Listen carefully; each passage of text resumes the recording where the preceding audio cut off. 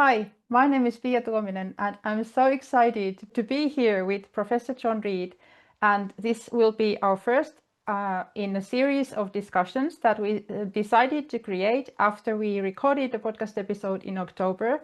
And this is such an important, the title and the topics that we've planned. I can tell you how grateful I am to be able to be here with you, John, and to be able to cover these topics. And today our topic will be ECT. But before we go there, I'd like to quickly introduce this series, because our main title is Challenging the Medical Model of Mental Health, a goal for humane, evidence-based services that respect human rights. And this is such a needed topic, so I'm excited that you suggested we create this series together.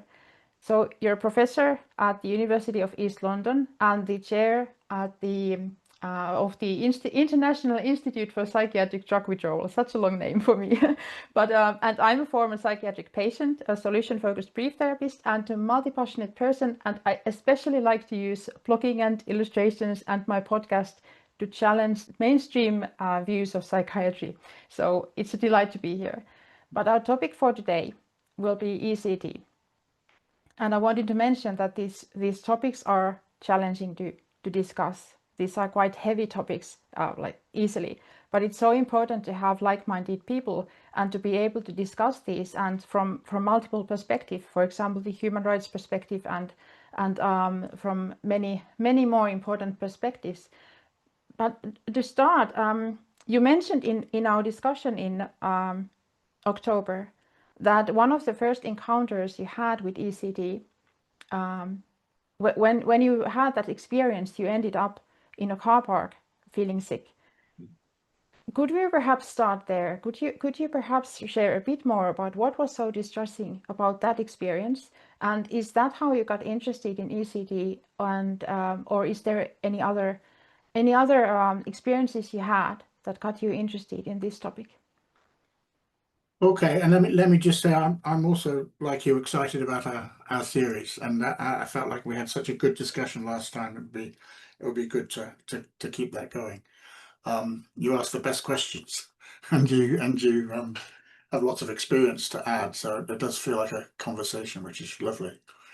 So my interest in ECT, well, I think I said last time that I used to see this line of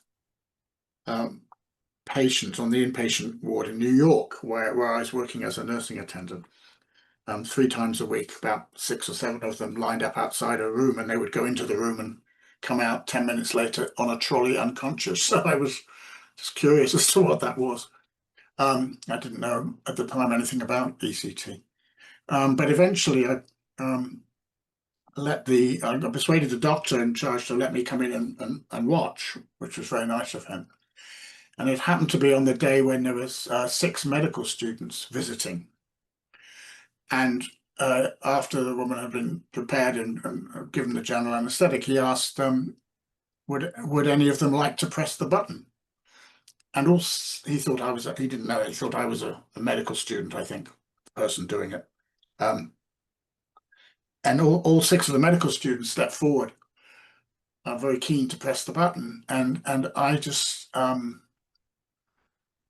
when I saw what happened, it was sort of the helplessness of it, because the body starts to shake and quiver and goes into a convulsion. It's a controlled convulsion because they're under general anesthetic, but it's still a convulsion, and the person doesn't know anything about it. And I think it was the helplessness and powerlessness of it that got to me.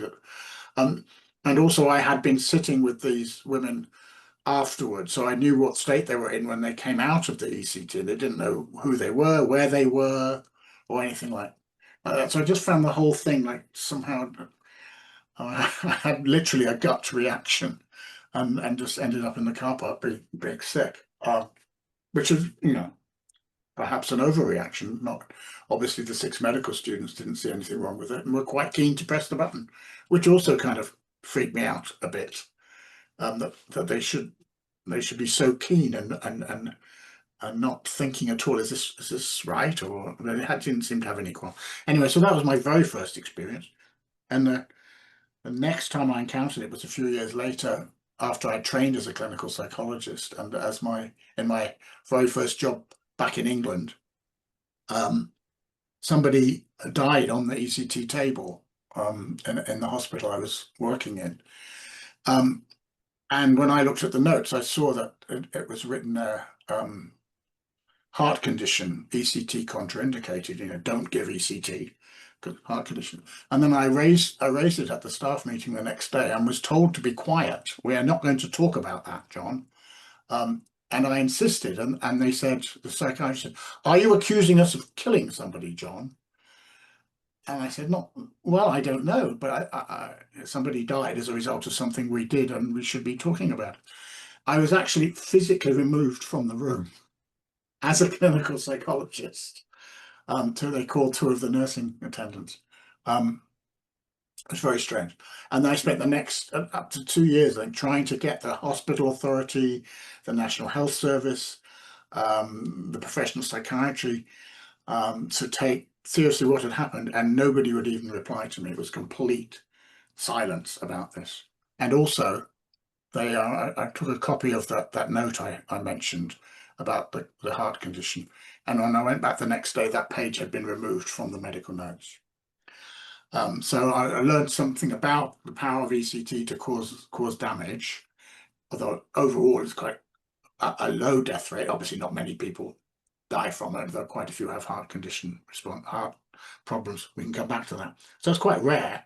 But I think I learned more about the capacity of psychiatry and the authorities to hush up anything bad that happens when we make mistakes, and that was really that was very concerning. Yeah, it's I don't know how to express, because I keep hearing from people who say they don't want to get this treatment, and still they are in a danger to be coerced to get it. So it's heartbreaking. It's heartbreaking to hear, and especially the denial that is quite common in my experience. For example, for ECT, but like I haven't personally experienced ECT, but even with medications, it's so common to be in denial. Like if someone tells that there's these side effects, and like or these effects, basically, not perhaps side effects, but these effects that are not very like they aren't doing good for the person, but they aren't taken seriously. So especially in cases like this, where it's even though the person is under like anesthetics, we are still doing something quite traumatic to that person. Yes. With ECT. So for people, because I had a discussion last weekend, and the person asked me, like, what does it mean, like concretely, what does it mean to give someone ECT? Okay. Could you perhaps explain what does it mean? Well, it's the passing of an electric current through the brain, and the electric current has to be strong enough to cause a seizure, a grand mal seizure, like in seizure disorders, epilepsy. And it's done under general anesthetic, and it's done with muscle relaxants, because in the early years, people were having spinal fractures and so forth. So they did introduce general anesthetic and muscle relaxants. And that happens on average, well, roughly between 6 and 12 times over the space of several weeks, so twice a week or 3 times a week. So it's not just once we're doing this, putting electricity through the brain and artificially causing a convulsion, but on average, say 8 or 9 times, roughly.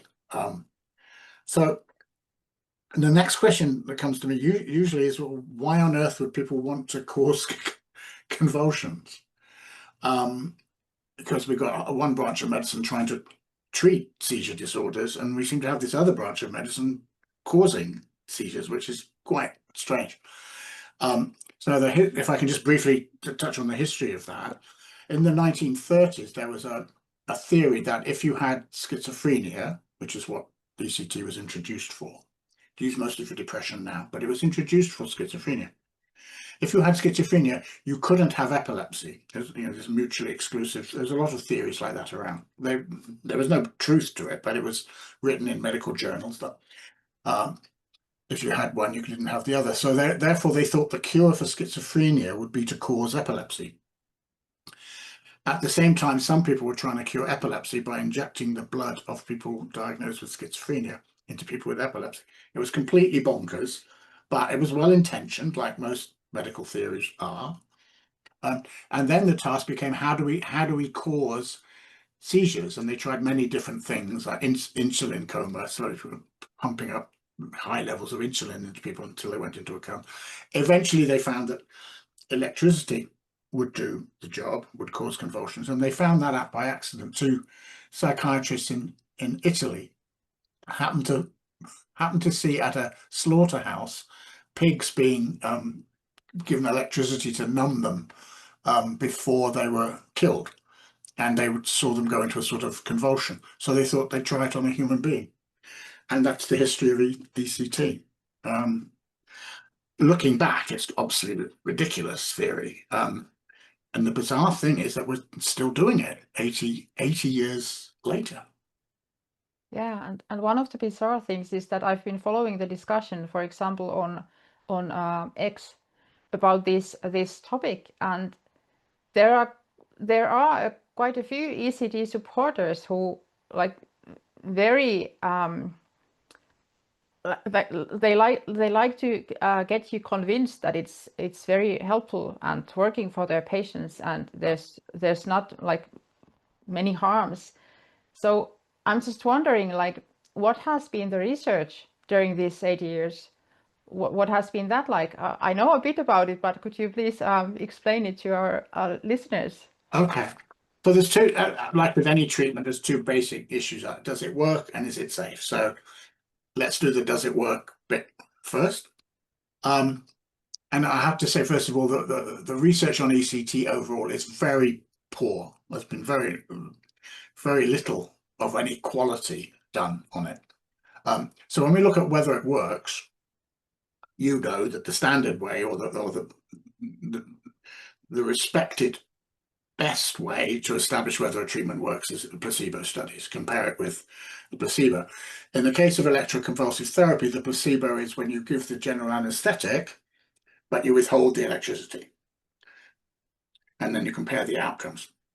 Now, there's only ever been 10 studies like that, and they were all before 1986. There have been no studies, no placebo-controlled studies on ECT for 40 years, which is staggering. But anyway, let's look at the 10 that were done. They were all very small, like 20 people or 30 people at max. Not very well designed, and wouldn't meet today's standards for evidence-based medicine. 3 of them found that ECT was slightly better than placebo during treatment. 5 found no difference between the two, and 2 had mixed responses where the psychiatrist thought there was a difference, but the patients didn't, which is interesting in its own right. So 3 out of 10 of these very poorly designed small studies found a short-term difference between ECT and placebo. And none of them found any benefit compared to placebo beyond the end of the treatment. Half of them didn't follow up at all, and the ones that did follow up found a week later or a month later there was no benefit compared to placebo. And I find this quite staggering, that this treatment, which clearly we're going to come on to the fact that it has some risks, some very serious risks, you would need to be very, very sure that there's very strong evidence that it is better than placebo. And it just isn't there. But the argument comes, to be fair to the other side, their argument is, oh, we can't do placebo-controlled studies, John, because it would be unethical.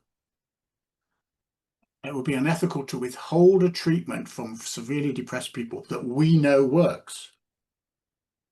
And that makes sense at one level, and it's I don't doubt that it's well-intentioned, Peter. I genuinely believe that they mean that, but it positions them completely outside of science. Yeah.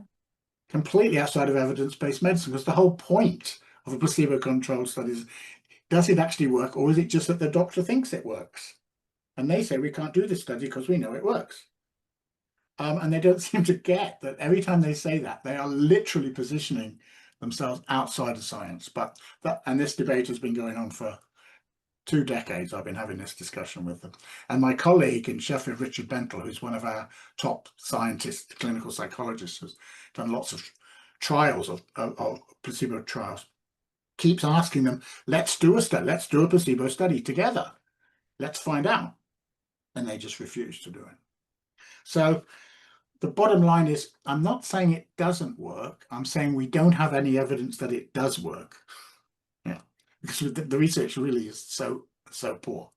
And that's, you know, after 80 years, I think the people who advocate for it should be able to produce evidence that it works, and they can't. Yeah, more evidence than just saying that it works in their experience. Can I just add one thing? Sorry, on the placebo. It doesn't mean the people who there is a significant minority of people, I think, who do feel better in the short term. There's no evidence that it has any long-term benefits, but in the short term, while the treatment is being given, that 10 weeks or whatever, 3 or 4 weeks or whatever it is, some people do feel better, and that's partly placebo effect because there's very strong expectations. You know, you've got people in white coats, you've got anaesthetists, you've got nurses, you've got all this attention, you've got people telling you this is a last resort. If this doesn't work, there's nothing else we can offer you. So the hope and expectation is very, very strong. And then on top of that, you have, when you come around from having electricity put through your brain, you have a sort of a buzzing. It's a sort of euphoria that you get with any mild brain injury or brain trauma, should we call it. And you put those two things together and you feel, oh, I feel different, and this has got to work. So, and you've got the doctor there saying, did it work? Are you feeling better? And you go, yeah. And that doesn't mean it didn't work. You know, if you feel something works, that is, you know what I mean? People do feel better as a result. So, but it's not because of the electricity or the seizure or anything. So I just should acknowledge that there are some people who do feel better. You know, one of the things that that I've been thinking about, like related to these people who support using ECT despite this lack of evidence base, is the, like, if we compare, like, I wonder how would they say if there are other like treatments that don't have evidence base, that they don't believe in and that they don't use, and if we say that, yeah, but we keep using it because we know it works, like how I wonder, like, I know it's well intentioned, I'm sure it's well intentioned to keep using it, and but that at the same time it gets me thinking, like, if we compare to some other treatments that they don't prefer, that they don't think are useful, and then we would say, like, for 40 years, like, we just have to keep using it because, like, it works, clearly it works. So I'm just wondering, like, these people, would they be as positive about not doing evidence-based research and clinical trials about those other treatments? So that's one of the things that I've been wondering when I've been reading these comments. Like, yeah, I don't know. Yeah. Good question. I don't know the answer to that. I mean, obviously none of them, for instance, would use lobotomies anymore. Yeah. Because the evidence for that would, eventually they accepted there was no evidence. And more importantly, it was doing huge and quite obvious damage, even more obvious than the damage done by ECT. Yeah. I don't know the answer to that, but as we both agree, they clearly believe it works. They do it for good intention, and they see sometimes these short-term changes. Most of them acknowledge that there's very high relapse rates, so that leads to what they call maintenance ECT. So when it doesn't work, they give more of it on the basis that, well, it worked for short term, so we'll do it again. And then they get into this cycle where this person keeps coming back every 3 months, and it's a little bit like charging up a rundown car battery. It's a horrible analogy, but it's a bit a bit like that, and all the and the person may feel better for a couple of days as a result of that. I mean, there's so many ways. It's not difficult to artificially make somebody feel better with drugs or electricity or whatever, but it's not really a treatment. It doesn't address the real causes, but we'll come on to that later perhaps. But I guess we should talk about the risks now. Yeah. That's the major problem, because if there weren't very high risks, I wouldn't, and it did help some people, mostly through placebo, I wouldn't really have any concerns, but the risks are very, very high. So the best research, the most researched effect is memory loss. So, and all psychiatrists, ECT psychiatrists, bearing in mind that most psychiatrists never use ECT. So it is quite a small number, a small and dwindling number, but they all will accept that there is some memory loss as a result. The disagreement is how many people get memory loss and how long it lasts. So before the survey that we're in the middle of publishing now, the best research, and it's not good research, but the best research we have on permanent or persistent memory loss is that it's somewhere between 12 and 55%. I mean, it's a huge range, I know, but that's because the researchers, there's very few studies. Let's say it's 12%. That's 1 in 8 people getting permanent or persistent memory loss. And these are two types of memory. There's anterograde amnesia, which is inability to retain new information. So which means it's difficult to do your job sometimes because you can't remember what you did in the morning, whatever. And in some ways, the more disturbing one is the retrograde amnesia, which is the loss of life memories from before the ECT. So people talk about not being able to remember getting married, or not being able to remember the first 5 years of their kids' lives, etc., etc. And in the survey we've recently published, we've got lots and lots of examples of that.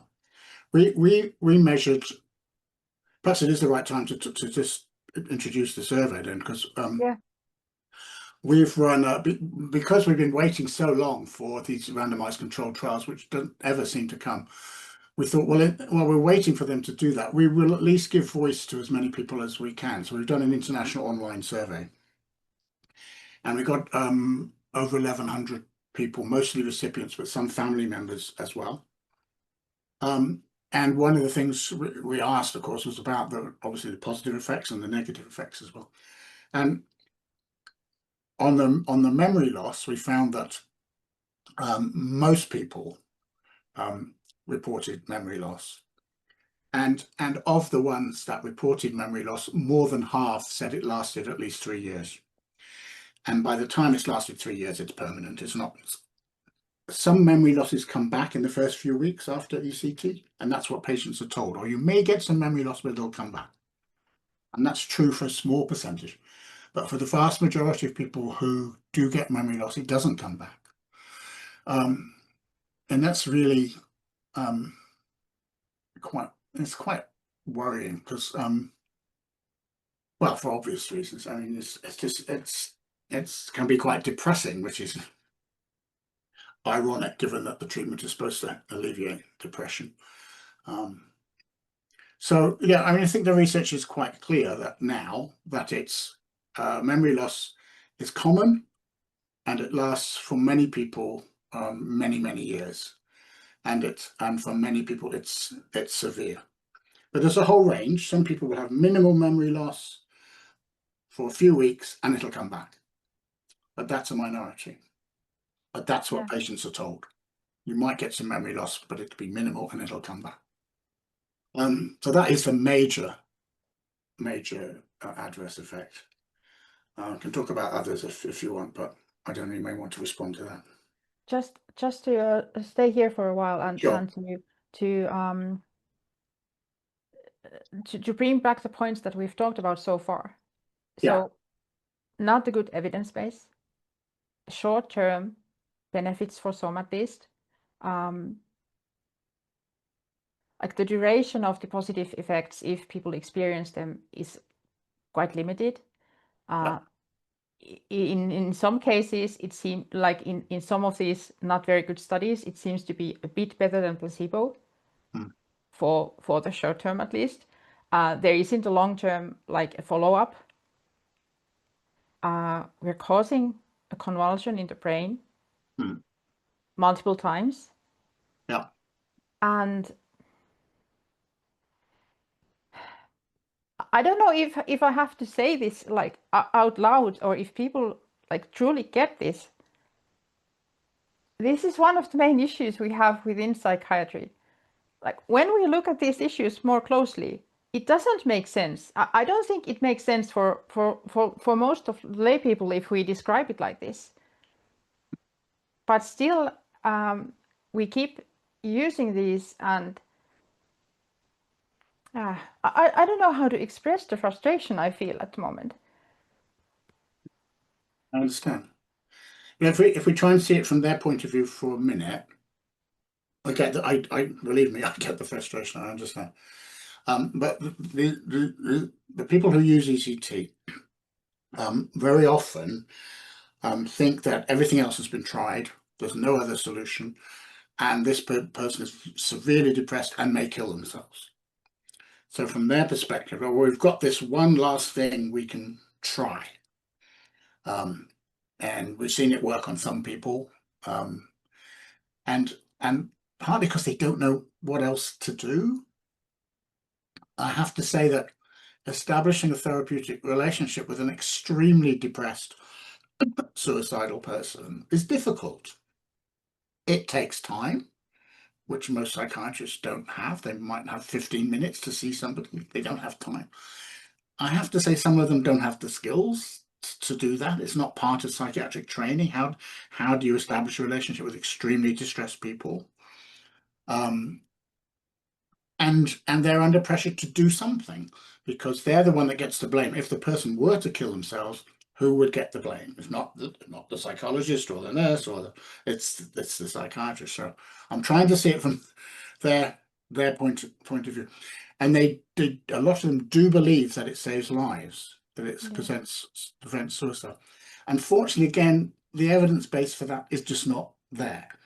There's been a few studies looking at whether it prevents suicide. Some, about a third say it makes no difference, a third say it makes a little bit of difference, and a third say it makes suicide worse. So it's really, that's not a strong evidence base for using such a powerful drug, but that's what they believe. So just trying to look at it from their point of view. But the problem is that, and it doesn't, electricity can't address the problems that have the reasons for the problems that people are given ECT for. So I mean, we know that depression is caused by loss and loneliness and grief and trauma and all those things, and we also know that it's given twice as much to women as to men, and it's given primarily to people over 60. So most of the people getting ECT are older women. And without generalizing too much, there's probably, you can make some reasonable guesses about what's going on in the life of a severely depressed 70-year-old woman. There could be loneliness, there could be poverty, there could be, or who knows, but electricity can't address those things. But again, from their point of view, their argument is, oh, well, the electricity will get them to the point where they can benefit from other things. They can benefit from therapy. There's no evidence that the people who have ECT go on to even get therapy, never mind benefit from it. But I'm just trying to see it from their point of view. It does not to take away from the frustration that you're. I get that. I get the frustration, but it's like, why do people still keep doing it? And the bottom line is they don't know what else to do.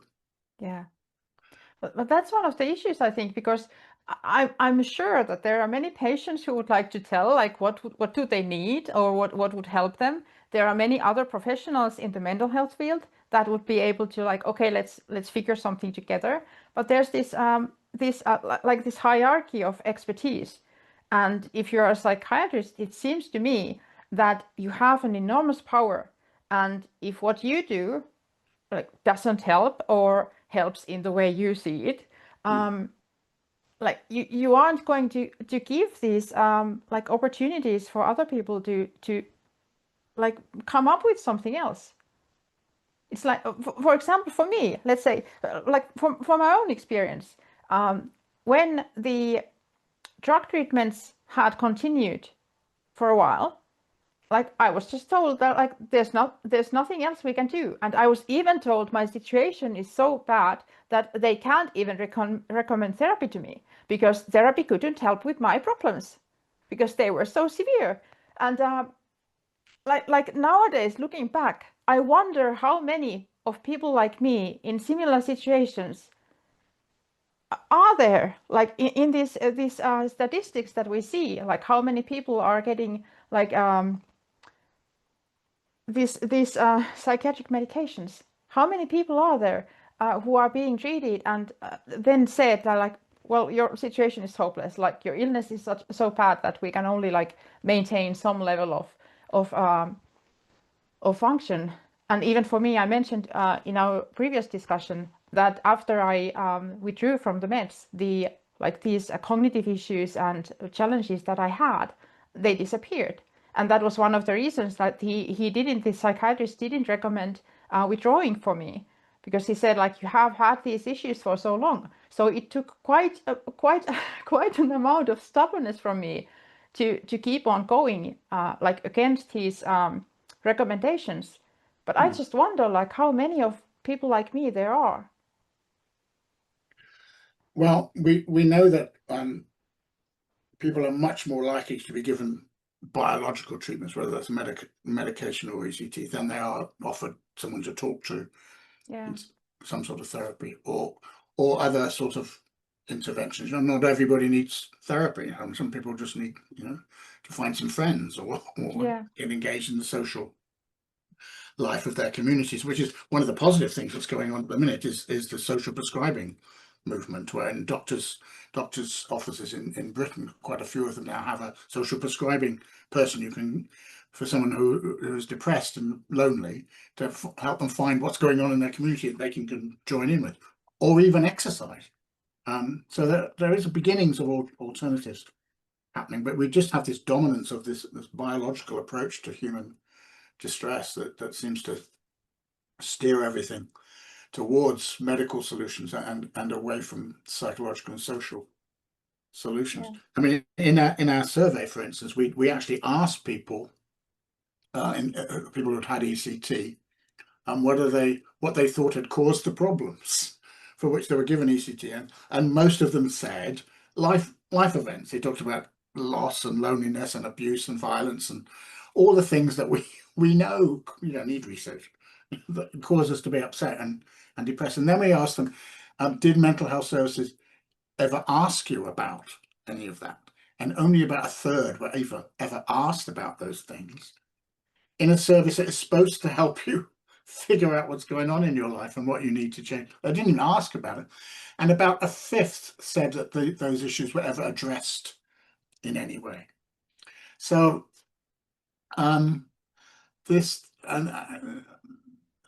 dominance of the biogenetic model sort of seems to fog everybody's brain, and it gets in the way of asking the most obvious questions. You know, when somebody's upset, the question to ask is, what's happening? What's going on? What do you need help with? And instead they look in the book and count diagnostic symptoms, then decide what color pill to give you. And if those don't work, then you're at risk of getting ECT. yeah, It's sad.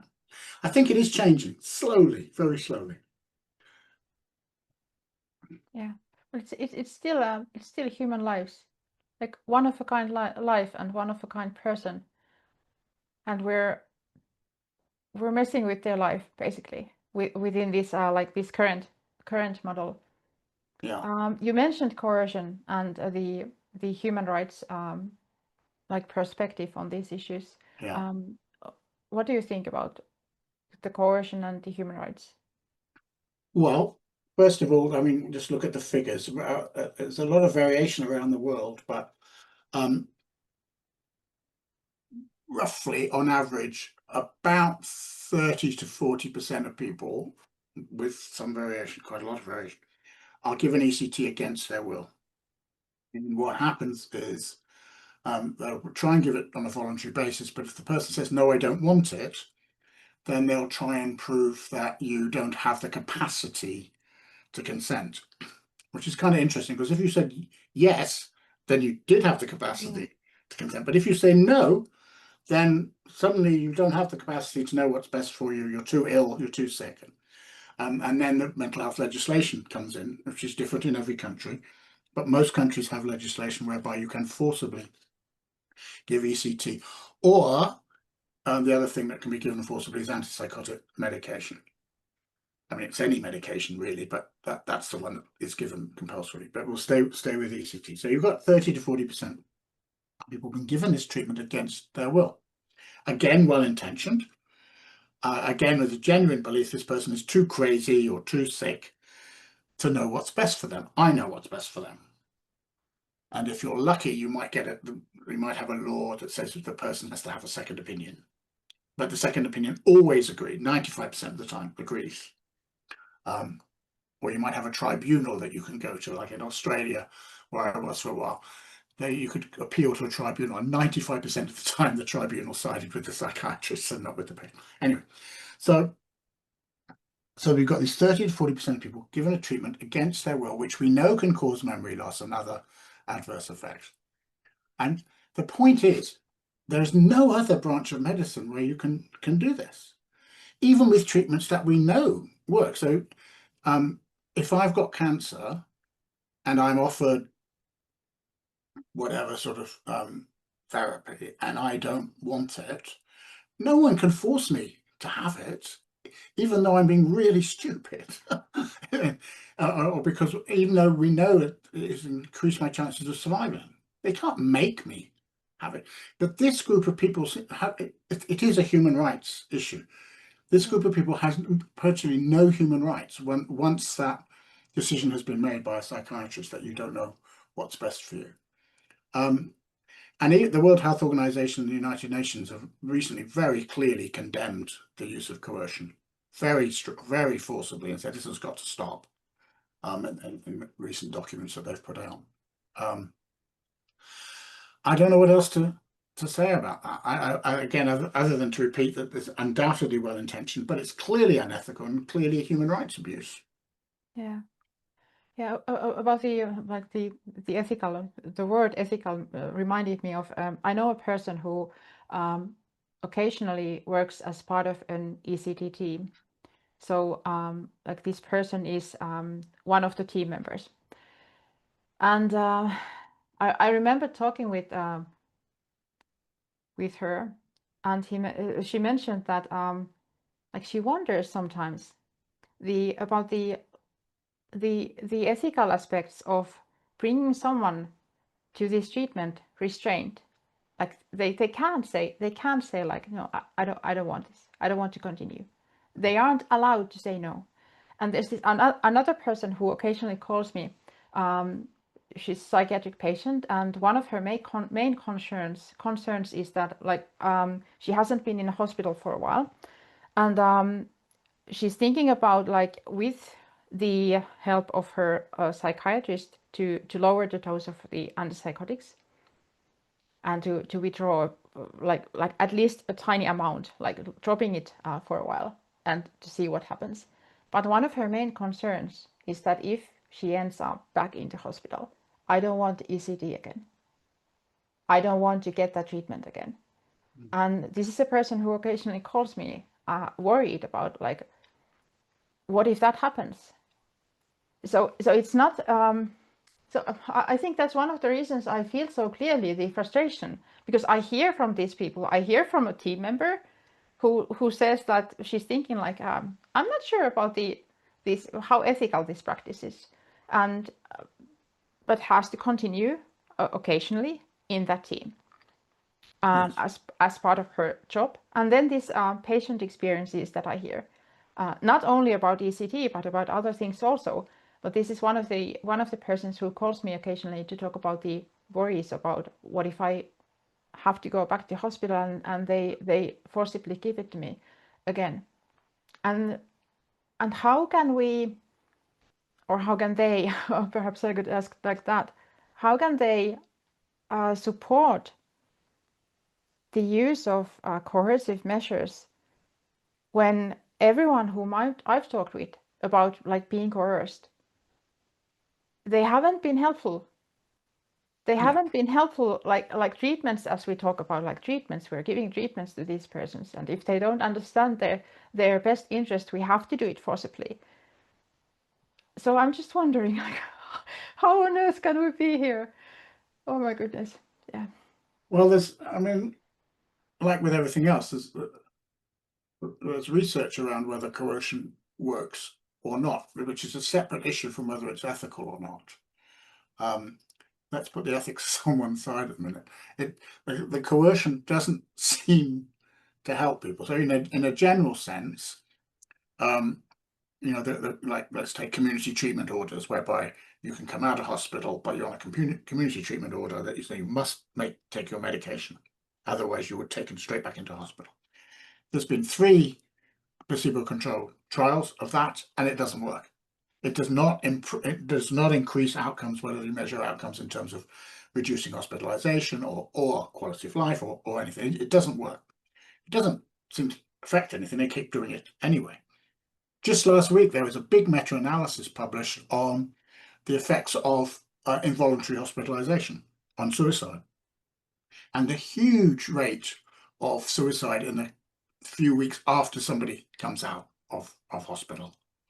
And the researchers then started trying to figure out which kind of patient, which kind of patients are the ones that will kill themselves, rather than addressing the fact that it's the involuntary hospitalization, which has been so depressing and demoralizing and traumatic for many people. If you can't talk about coercion without talking about trauma, because if you think about, let's say, just say a high proportion of people who end up in psychiatric hospital have been abused or traumatized in one way or another, and then they find themselves in hospital being sat on by 3 or 4 large men, being injected into their bottom with antipsychotic medication, or being strapped down and given electricity.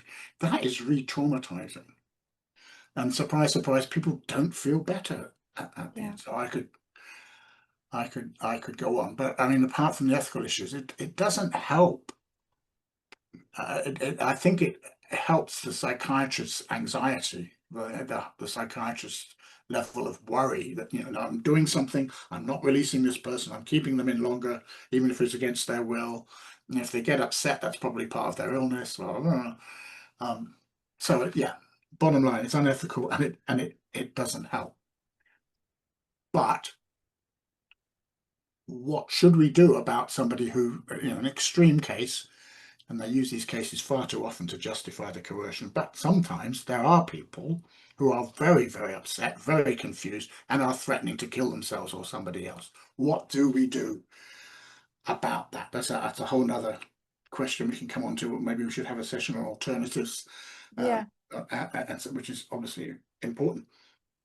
But all we can say about that at the minute is that what we are doing does not work. We know that, so we need to stop doing that.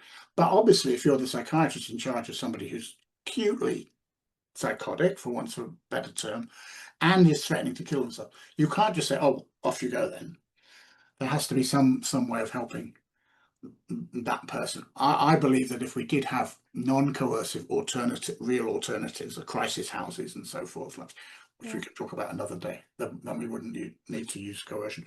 But I'm just raising that scenario as again an attempt to understand the mindset of the psychiatrist who does use coercion. I don't think the vast majority of them are not enjoying using the coercion.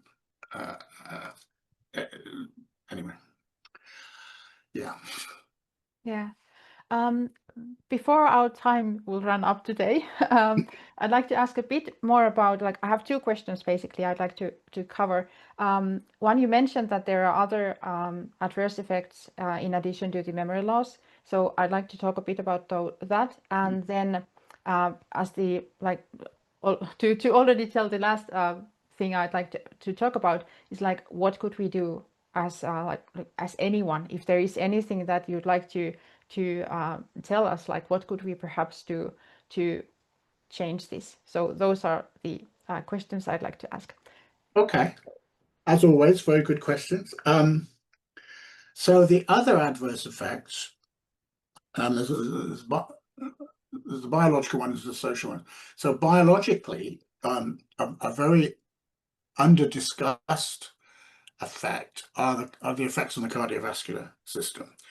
Putting electricity through the brain and artificially causing convulsion puts huge pressure on the heart. And unsurprisingly, my best reading of the research is that somewhere around 1 in 20 people will have a serious, will develop serious cardiovascular problems as a result of this happening to them 10 or 12 times. It's the leading cause of deaths from ECT, but I immediately have to repeat again, that's quite rare. It does happen. Apart from anything else, you've got to, because deaths, there's a risk, very small risk, every time you have a general anesthetic.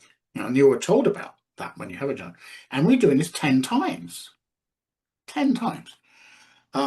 So that's one risk that isn't talked about, and that people are not told about, the cardiovascular risk. And then there's a smaller risk of developing unsurprisingly, some sort of seizure disorder. Again, quite rare.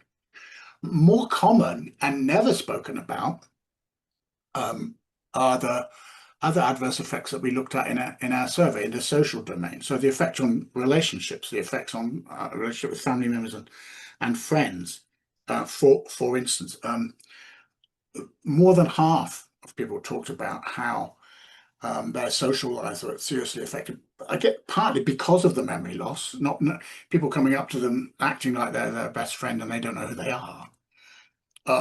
Or inside the family, people sitting around talking about holidays they shared and they just don't have any memory of it. It's deeply depressing. And if they're severely incapacitated, it can become a sort of drain on the family. So major, for many people, quite serious effects on their relationship. And then also in the social domain in terms of work, a lot of people, because of the memory loss, not able to go back to the jobs they had beforehand. Or some of the people talked about forgetting everything they'd learned in university. Their professional training, it just wasn't, they went to work and they didn't know what to do. These are maybe at the extreme end. Most of these things, like everything, are dimensions. But there's those other sorts of effects that are rarely talked about. And then the thing we touched on earlier was the re-traumatization. Quite a few, mostly of the women, but not only women, talked about how they felt betrayed, re-traumatized, re-triggered by the way, especially if they were forced into it. And you brought up an example of what quite a few people talked about. The problem for me is I do still need help from mental health services, but I no longer trust them. I will no longer go anywhere near psychiatry or mental health services in general for fear that they will do that to me again. So I daren't pick up the phone and say, I need your help. That's a sort of, it wasn't large numbers of people, but it was a small number of people. And you gave an example of that from your own experiences. So those are the other sorts of adverse effects, and people are just not told about those at all. And to be fair, is fair the right word? I don't know. Let's use it. To be fair to psychiatrists, they don't see those. They don't know about those. They don't ask about those. And it happens out, back at home, and they don't know about those sorts of things. But they ought to ask about it. So yeah, there's a whole range of adverse effects. And we think our survey has done a good job of highlighting those so that people at least be more aware of them and be able to make an informed choice if they know about those as to whether they want to take those risks. So the other one was when we say what can we do differently? Do you mean to try and change mental health services? For lay people and as professionals, if there are professionals listening to this and thinking like what could they do, but also as like family members or just interested citizens. Do you mean in general or in relation to ECT? In relation to ECT. Okay. Well, if you or a family member are being considered for ECT, I think one of the keys is getting informed, getting as much information as you can. The information, we know that the information you're given by the ECT psychiatrist is very likely to minimize the dangers and exaggerate the effects. And we've done audits of the information leaflets in England, Wales, Scotland, Northern Ireland, Australia, and everywhere the information is not good. They will tell you it causes some memory loss for minimal memory loss for a short period of time, and you might get some headaches, that sort of thing. So you need to try and get better information, and of course, you go on the internet, there's a lot of misinformation. ECT is very polarized, so as you've witnessed, if you've gone and looked on Twitter or X, for instance, there's people who think it's the best thing ever, and people who call it torture, and so they're difficult to get accurate information. But just look at as much research as you can. I think the other thing to be informed about is your legal rights, because you have legal rights under the Human Rights Act. They're different in each country, but in some countries, for instance, you're entitled to a legal advocate, paid for by the government, by mental health services. Not in every country, but so be aware of the effects and legal rights, and get support. If you're a patient trying to say no, you really need to get other people on board to come with you to try and say no together, and to try and say why. But none of that necessarily will stop it from happening if the psychiatrist absolutely convinced you that you need it. And I have to stress once again, for some people it will be helpful. And it's important. It's just in the basis of fairness, it's important to say that. But if you decided it's not something you want, then you do have some legal rights within the system. So find out what those are, and get a lawyer if necessary. Yeah. And now, unfortunately, we're running out of time, but fortunately, there is more episodes to come. Yeah. And so the next one will be about psychiatric diagnosis, and we will publish that at the beginning of next year. And for everyone listening, thank you for being here, and please share this series with your friends and let people know that we are doing this discussion, and any feedback is welcome. So thank you for being here, and thank you, John, for your time. And I look forward for the next discussion. I look forward to it too. And just to add that I think you're going to put up a list of the research studies that I've been talking about, just to show that there is evidence behind the arguments I'm making. It's important to people to see. It might be a useful resource for people as well. So thank you again, Pia. Really enjoyed it. Look forward to next time. Yeah, me too. Okay, bye-bye now. Bye.